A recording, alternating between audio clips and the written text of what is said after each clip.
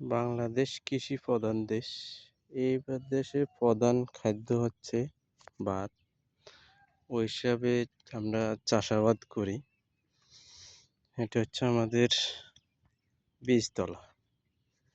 এই বীজগুলো আসলে ফালানোর কথা ছিল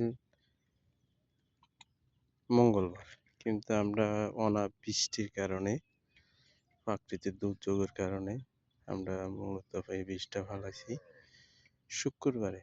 এখন আলহামদুলিল্লাহ আগামী আরেক শুক্রবার আসতেছে, কালকে বীজ দেখতে আসলাম।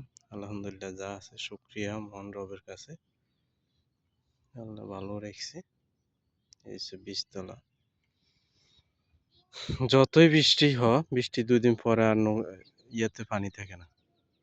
যেমন এগুলাতে ভরা পানি ছিল, এখন পানি টোটালে নাই। এই এই জমিগুলো মূলত আমাদের জমি। এখানে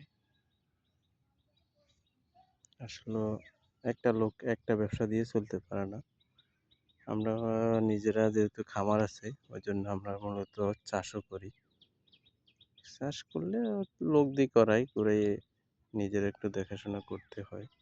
আপনি যে ব্যবসাই করুন না কেন, নিজে যদি খাটতে পারেন তাহলে লাভবান। আর লোক খাটাইলেও কিন্তু নিজেও থাকতে হবে। শুধু লোক দিয়ে উপরে নির্ভরশীল হয়ে থাকলে চলবে না।